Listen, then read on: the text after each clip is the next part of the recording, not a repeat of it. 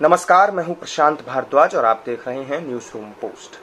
राजधानी दिल्ली में 2 दिन की G20 बैठक अब शुरू होने जा रही है, जिसका सभी को बेसब्री से इंतजार था। वो दिन आखिरकार आ चुका है और वो मौका आ चुका है जब दुनिया की 20 सबसे बड़ी अर्थव्यवस्थाएं एक मंच पर हमें दिल्ली में प्रगति मैदान के जो नवनिर्मित भारत मंडपम है उसमें दिखाई देंगी।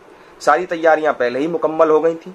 ज्यादातर जो मेहमान हैं वो भारत में पहले ही आ चुके हैं, अपनी उपस्थिति दर्ज करवा चुके हैं। राष्ट्रपति जो बाइडेन हो, ऋषि सुनक हो या जो भी मेहमान थे वो तमाम मेहमान दिल्ली में आ चुके हैं। वहीं आज शाम तक और भी जो लोग हैं वो वहां पर पहुंच जाएंगे। तमाम जो विदेशी मेहमानों के ठहरने के लिए जो सारी तैयारियां हैं वो पूरी कर ली गई हैं।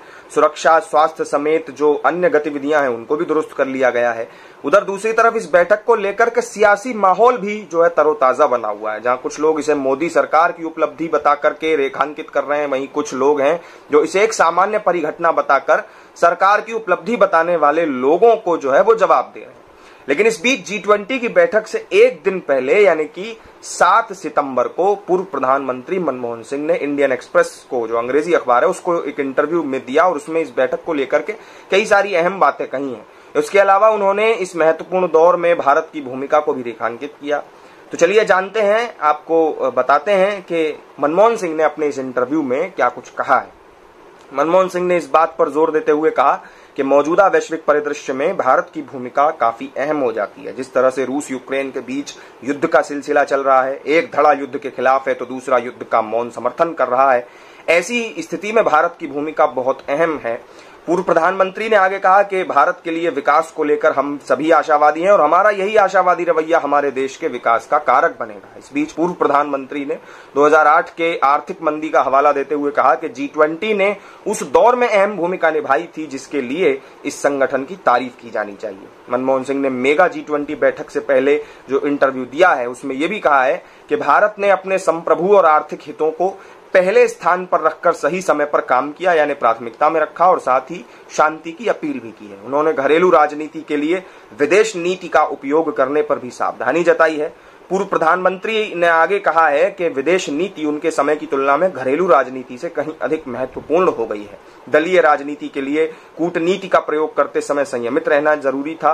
पूर्व प्रधानमंत्री ने कहा कि मुझे बहुत खुशी है कि G20 की अध्यक्षता के लिए भारत को बारी बारी से मौका मेरे जीवन काल के दौरान मिला और मैं भारत को G20 शिखर सम्मेलन के लिए विश्व नेताओं की मेजबानी करते हुए देख रहा हूं। विदेश नीति हमेशा भारत के शासन ढांचे का एक महत्वपूर्ण तत्व भी रही है, लेकिन ये उचित है, कहने का तात्पर्य यह है कि ये पहले की तुलना में आज घरेलू राजनीति के लिए और भी ज्यादा प्रासंगिक और महत्वपूर्ण हो गई है।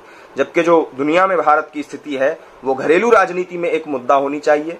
पार्टी या किसी व्यक्ति विशेष के लिए कूटनीति और विदेश नीति का उपयोग करने में संयम बरतना भी उतना ही महत्वपूर्ण है। डॉक्टर मनमोहन सिंह ने आगे कहा है कि 2005 से 2015 के दशक में सकल घरेलू उत्पाद GDP के हिस्से के रूप में भारत का विदेशी व्यापार जो था वो दुगना हो गया, जिससे हमें काफी फायदा हुआ और सैकड़ों करोड़ों लोग गरीबी रेखा से बाहर निकले। इसका मतलब ये भी है कि भारत की अर्थव्यवस्था वैश्विक अर्थव्यवस्था के साथ कहीं अधिक एकीकृत है। 2008 के वित्तीय संकट के दौरान G20 ने नीतिगत प्रतिक्रियाओं के समन्वय, वैश्विक वित्तीय सुरक्षा जाल को मजबूत करने और अंतर सरकारी समन्वय की प्रक्रिया शुरू करने में बहुत अच्छा काम किया। मौजूदा वक्त में डी ग्लोबलाइजेशन और नई तरह के व्यापार प्रतिबंधों की भी लगातार बात हो रही है। ये मौजूदा ऑर्डर को बाधित कर सकते हैं, लेकिन वैश्विक आपूर्ति श्रृंखलाओं में भारत के लिए नए अवसर भी ये खोल सकते हैं। ये भारत के आर्थिक हित में है कि वे विवादों में न फंसे और अलग अलग देशों और क्षेत्रों में व्यापारिक संबंधों का संतुलन बना करके रखे।